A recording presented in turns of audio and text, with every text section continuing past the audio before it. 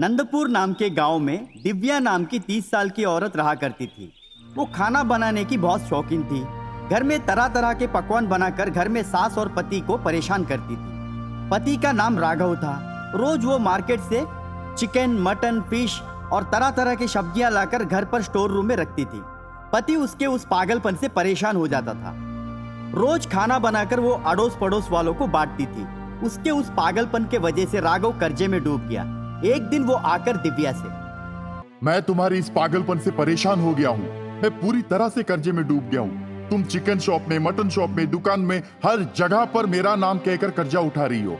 वो लोग आकर मुझे परेशान कर रहे हैं। तुम ऐसे ही करते जाओगे तो एक दिन मुझे खुदकुशी करके मरना होगा। सोच लो एक बार। अरे ये क्या बात हुई? खाना बनाकर बांटना तो पुण्य का काम है। मैं तो आपको पुण्य कमा के दे रही हूँ और आप है कि मुझे डांट रहे हैं। देखते जाइए, एक दिन पूरे गांव वाले आके आपको सम्मान करेंगे। हमारी वजह से आजू बाजू वाले खाना तक नहीं बना रहे। वो लोग रोज मेरे हाथ का खाना खाकर आपको दुआएं दे रहे। भगवान आपका भला करेगा, आप फिक्र मत कीजिए। अरे पगली, भगवान भला क्या करेगा? कर्जे में जो डूब गया हूँ वो भगवान आकर वो कर्जा नहीं चुकाएगा। तुम तो मुझे मारने पर तुली हो। मेरी बात मानो, ये पागलपन छोड़ दो। पूरे गांव के सब्जी और चिकन, मटन तुम ही खरीद रही हो। मैं कर्जे में डूबता जा रहा हूँ और गांव वाले तुम्हारे हाथ का खाना खा के मजा उठा रहे हैं। ये तुम्हें आखिरी चेतावनी है। इतना कहकर राघव वहां से निकल गया। राघव का इतना कहने के बावजूद दिव्या के अंदर कोई बदलाव नहीं आया। दिव्या वैसे ही रोज सामान लाती थी और गांव के हर घर में बांटती थी। राघव की माँ को राघव की हालत देखकर तरस आई। ऐसा ही चलता जाएगा तो एक दिन राघव पागल हो जाएगा या फिर खुदकुशी करके मर जाएगा सोचकर वो डर गई। उसके दिमाग में एक उपाय सूझा। राघव की माँ मेडिकल शॉप जाकर पेट में दर्द और उल्टियां होने की दवाई खरीदी। जब दिव्या खाना बना रही थी तब उसके पास आकर राघव की माँ प्यार से, बहू, सच में तुम्हारा हाथ का खाना तो लाजवाब है। खामखा मेरा बेटा तुम्हें डांट रहा है। मुझे तो तुम्हारा हाथ का खाना इतना पसंद है कि पूछो ही मत। मैं तो खाते वक्त उंगलियां भी चाट लेती हूँ। सास की बात सुनकर दिव्या खुश हो गई। माँ जी, आप सही कह रहे। कौन समझाएगा उनको कि मेरे हाथ का खाना लाजवाब है? पूरे गांव वाले मेरे हाथ का खाना खाकर तंदुरुस्त हो रहे। माँ जी, आप ही समझाइए आपके बेटे को। मैं तो समझा समझा कर थक गई हूँ। अच्छा बेटी, तुम जाकर मेरे लिए एक लस्सी बनाओ। तुम्हारे हाथ का लस्सी पीने में मजा ही कुछ अलग है। दिव्या खुशी खुशी जाकर अपनी सास के लिए लस्सी बनाने में व्यस्त हो गई। तभी उसी वक्त राघव की माँ ने खाने में दवाई मिला दी। हर रोज की तरह दिव्या वो खाना गांव में बांट कर आई और गांव वाले रोज की तरह दिव्या के हाथ का बनाया खाना खाए और पूरे गांव वाले अस्पताल में भर्ती हो गए। खाने में कुछ मिलाया सोचकर गांव का सरपंच और गांव वाले सभी दिव्या को मारने वहां पर पहुंच गए। गांव वाले सभी आकर जब दिव्या को मारने लगे तब दिव्या का पति राघव आकर उसे बचाया। आगे से कभी खाना किसी को दिए तो इस गांव से निकाल देंगे कहकर धमकी देकर सरपंच चला गया। दिव्या उस धमकी से डर गई और वो कान पकड़कर अपने पति से माफी मांगी। ओ जी, मुझे माफ कर दीजिए। आज के बाद मैं अपना ये पागलपन छोड़ दूंगी। मैं सिर्फ हमारे लिए खाना बनाऊंगी। इसके बाद मैं कभी किसी को खाना बनाकर नहीं दूंगी। एहसान फरामोश होते हैं ये सब लोग। मेरे हाथ का खाना खाकर मुझे ही मारने निकले। इतना कहकर दिव्या सास और पति से माफी मांगी और उस दिन के बाद दिव्या अपने परिवार के लिए खाना बनाई। माँ की चालाकी का राघव ने सैल्यूट किया। मदनपुर नाम के गांव में दुर्गा नाम की तलवार बेचने वाली औरत रहा करती थी। वो उस इलाके में बहुत खतरनाक औरत थी। सब लोग उससे डरते थे। एक तरह से कहा जाए तो वो उस इलाके में लेडी डॉन थी। उसका पति शंभू उसके नीचे काम किया करता था। शंभू उसके इशारों में चलता था। दुर्गा का प्यार सिर्फ अपने बेटे राघव के ऊपर ही था। राघव दुर्गा के विचारधारा से नफरत करता था।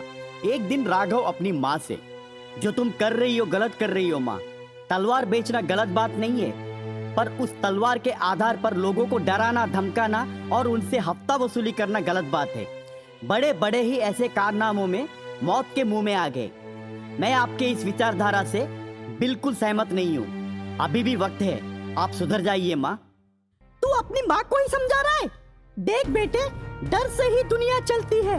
अगर किसी को डराओगे नहीं तो तुम सत्ता कैसे हासिल कर पाओगे? सामने वाले को जितना डराओगे उतना तुम खुश रहोगे। तुझे पता है हम दर दर के ठोकरे कितने खाए थे, तब कोई भी आकर हमारे ऊपर तरस नहीं दिखाया। प्रवचन किसी और को सुनाना, मुझे नहीं।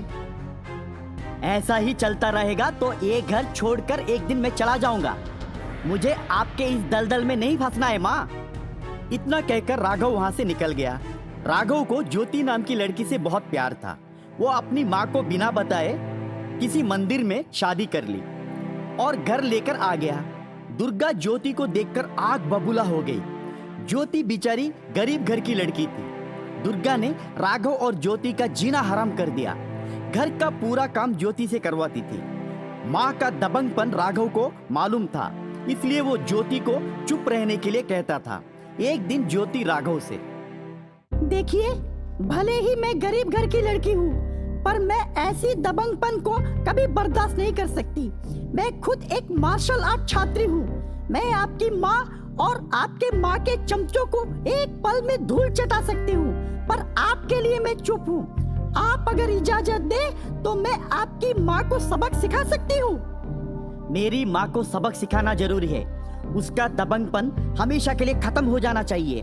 अगर तुम्हारे बस में है तो वो करके दिखाओ, मैं तुम्हारे साथ हूँ। एक दिन ज्योति दुर्गा के अड्डे पर गई।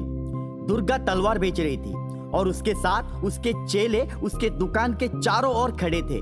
तब ज्योति जाकर दुर्गा से, माँ जी, मैं आपसे प्यार से विनती कर रही हूँ। आप अगर सुधर जाएंगे तो आपके लिए अच्छा होगा। अगर आप प्यार से नहीं मानते हैं तो मैं मार से भी मना सकती हूँ। क्या बोल रही है रे तू? 2 टकी की लड़की मुझे धमकी दे रही है। रुक, मैं तेरा मजाक कैसे चकाती हूँ। देख क्या रहे हो कमबख्तो? जाके उस लड़की को मेरे सामने नाक रगड़ाने के लिए मजबूर करो। दुर्गा के चेले ज्योति के पास गए और जब वो मारने के लिए ज्योति के ऊपर हाथ उठाए तो ज्योति सबको अपने मार्शल आर्ट की मदद से धराशायी कर दी। ज्योति ने दुर्गा को दौड़ा दौड़ा कर पीटा। दुर्गा का अहंकार ज्योति ने चुटकी में खत्म कर दी। दुर्गा ने ज्योति का पैर छुआ। दुर्गा का अहंकार हमेशा के लिए खत्म हो गया और वो गलत रास्ता छोड़कर सही दिशा में जाने लगी। पूरा परिवार अब खुशी खुशी जीने लगे।